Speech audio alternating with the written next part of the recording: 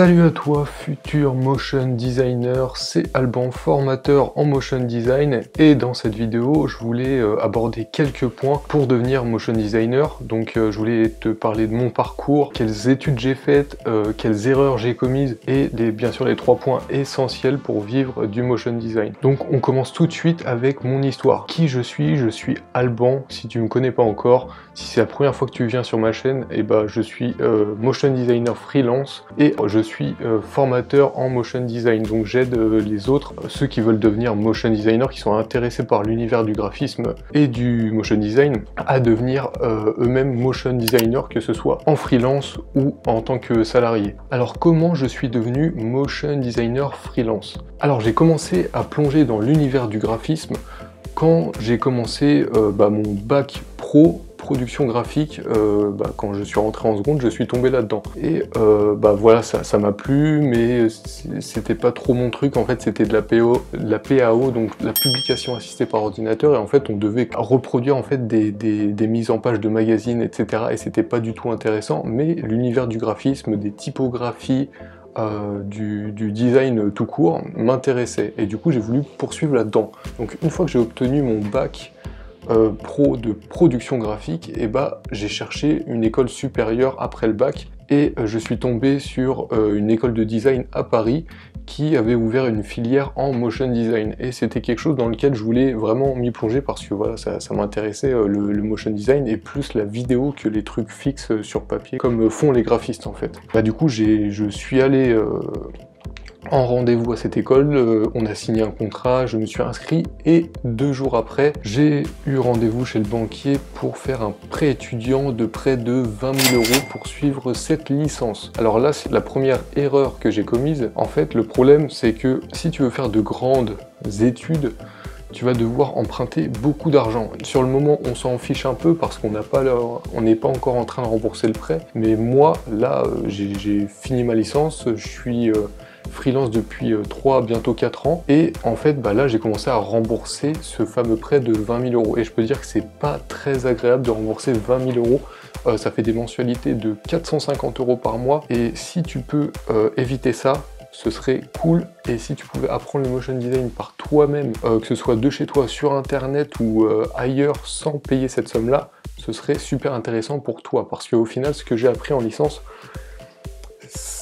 à mon avis, à mon humble avis, ça ne valait pas du tout 20 000 €. Donc ça, c'est une première erreur que je te proposerais de ne pas faire, c'est de faire des études hyper chères pour faire un métier plus tard. Parce qu'après, plus tard, justement, tu vas le regretter. Donc voilà, j'ai fini cette licence qui m'a coûté un bras, et dès la sortie de licence, je suis directement devenu freelance. Donc j'ai pas été salarié. Pendant cette licence, j'avais fait des stages, justement, dans des agences de communication pour réaliser des vidéos en motion design, mais bon, les stages, c'est plus pour t'entraîner que pour produire de la vraie vidéo qualitative pour l'agence. Vu que tu es encore un débutant, voilà, c'est bien, ça te sert d'expérience, mais tu vas pas trop apporter de valeur à l'entreprise qui t'a pris en stage. Mais c'était cool, c'était une bonne expérience, et du coup ça m'a permis de tout de suite me lancer en freelance. Donc le freelancing, pour ceux qui savent pas, c'est être travailleur indépendant. Donc en gros, je travaille de chez moi et je suis payé à la prestation. C'est comme une société de prestation de services en fait. Donc par exemple, il y a un client qui va venir me voir, et ce client me dit qu'il veut une vidéo d'environ 1 minute, 1 minute 30. Je lui fais un devis par rapport à ça, dans le style qu'il veut. S'il veut un style plus complexe que le flat design, ça va être plus cher bien évidemment, etc. Donc je lui fais son devis. Si on se met d'accord sur le devis, ensuite il me dit de commencer la vidéo tout simplement. Alors petite parenthèse, si tu veux devenir motion designer freelance, je t'invite à ne pas faire cette erreur. C'est que quand tu travailles avec des gens avec qui tu n'as jamais travaillé et tu sais pas si tu peux vraiment avoir confiance avec eux, demande-leur toujours un acompte de 30 ou 50% du prix final de la vidéo. Alors je m'explique, parce que moi en fait j'ai déjà fait une fois cette erreur là. C'était pour un gros youtubeur, donc il avait plus d'1 million d'abonnés. Il m'a demandé de faire plusieurs introductions pour sa chaîne YouTube. Donc voilà, on s'est mis d'accord sur le prix, je lui avais demandé 1100 €, ce qui n'est pas excessif en soi. Bah du coup, on s'est mis d'accord sur le prix et j'ai fait ses intros et ses outros. Une fois que j'avais fait ses intros et ses outros, je lui avais tout envoyé et j'attendais le virement, sauf que je l'ai attendu pendant très longtemps et je l'ai toujours pas reçu. Voilà, ça c'est une erreur qu'il faut ne pas commettre si tu travailles avec des gens avec qui tu n'as jamais travaillé, que tu n'as jamais rencontré. Il faut toujours que tu fasses en sorte de penser à ta sécurité d'abord, même si ça peut poser un problème à ton potentiel client de te faire un virement avant même d'avoir reçu son travail. On s'en fout de cet avis, c'est plutôt ta sécurité en premier qui compte. Parce que si tu as un projet à 2000 € et qui n'est pas payé au final, et ben je peux te dire que tu vas avoir du mal à payer ton loyer, etc. On ferme cette parenthèse. En gros, c'est pour éviter les factures impayées et qui te foutent dans la merde tout simplement. Donc voilà un peu mon parcours. Aujourd'hui, je suis freelance depuis bientôt 4 ans. Et j'arrive à faire des revenus plutôt sympas et avec une qualité de vie bien supérieure à celle des salariés. Et c'est ça qui est cool justement en tant que freelance, c'est que tu travailles beaucoup moins que les salariés, c'est que tu gagnes beaucoup plus. Ça dépend comment tu gères ton temps, mais normalement si tu gères bien ton temps, que tout est optimisé, tu gagnes plus qu'un salarié. Et en plus tu es totalement libre de travailler où tu veux. Et ça c'est cool. Donc voilà, je t'ai raconté vite fait mon histoire.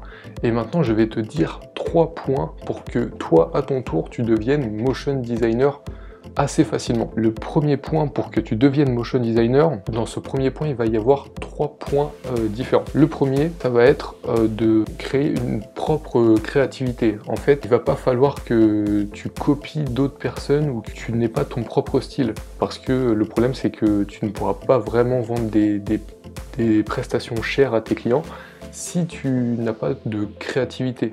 Donc essaye de te créer une vraie créativité, de te créer une créativité, c'est un peu compliqué à dire. Tu vas me dire, mais comment créer sa propre créativité? Alors ça c'est assez simple en fait.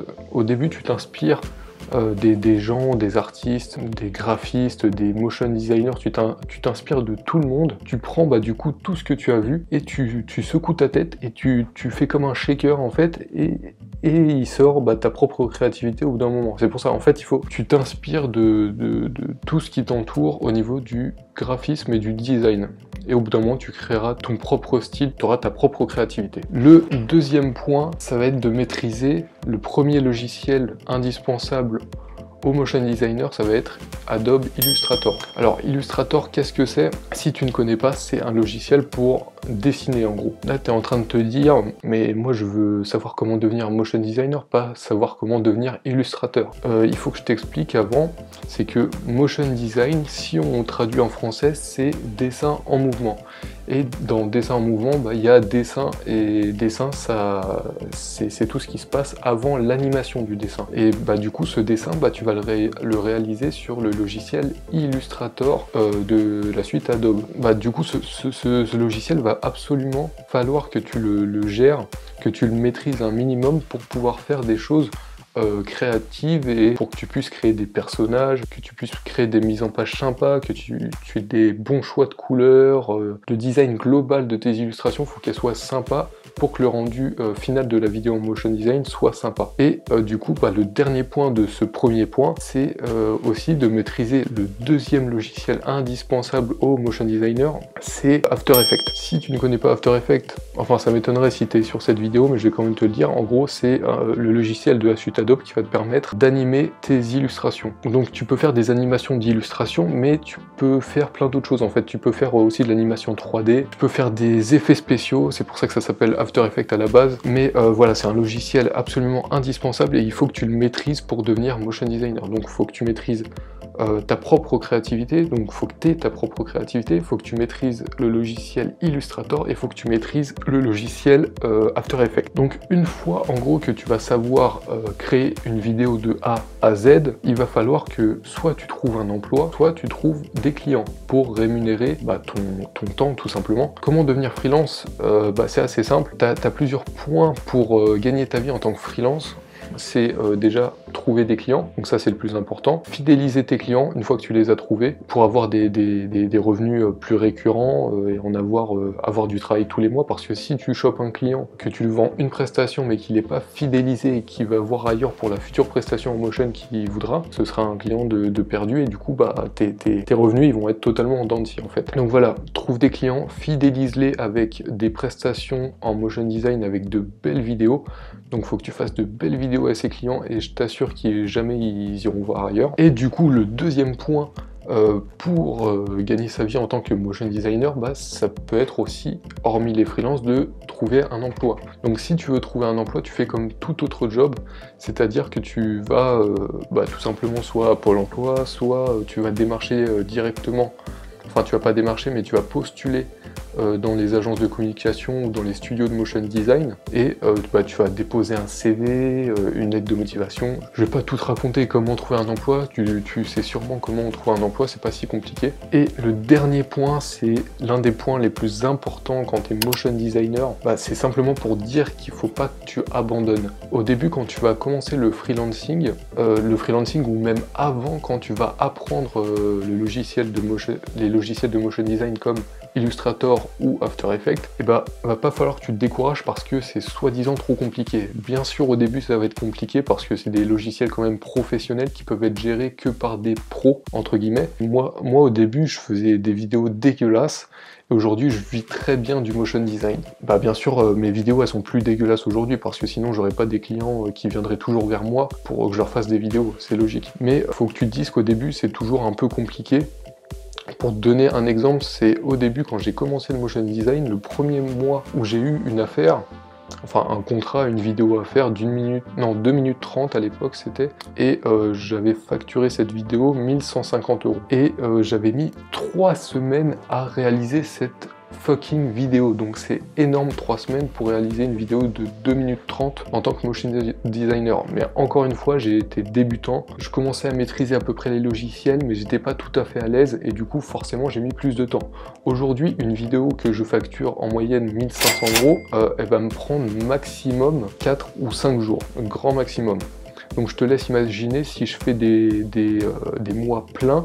Donc si je fais 4 ou 5 vidéos par mois, je vais dépasser les 5000 € facilement et c'est déjà arrivé il n'y a pas longtemps. D'où le titre de cette vidéo. Alors bien sûr, tu vas pas faire 5000 ou 6000 € tous les mois à moins que tu aies beaucoup de clients, mais tu peux très bien y arriver et si c'est ton but de gagner 6000 ou 7000 € par mois, et voilà, tu fais comme je t'ai dit, tu trouves un maximum de clients, tu les fidélises et tu auras du travail tous les mois et toutes les semaines. Donc voilà, je vais pas traîner plus sur cette vidéo parce qu'elle va commencer à être trop longue. Si tu veux vraiment devenir motion designer et en savoir toujours plus sur comment devenir motion designer concrètement, j'ai créé une formation d'1 heure pour devenir motion designer. Donc je te dis 4 étapes absolument nécessaires pour que tu deviennes motion designer. Donc tout ça c'est dans la description, c'est entièrement gratuit, je t'offre 1 heure de formation comme ça, c'est cadeau. Donc si tu veux, le lien est dans la description et du coup je te dis à très bientôt pour une prochaine vidéo ou un prochain tuto sur la chaîne Formation Motion Design. C'était Alban, formateur en motion design, ciao.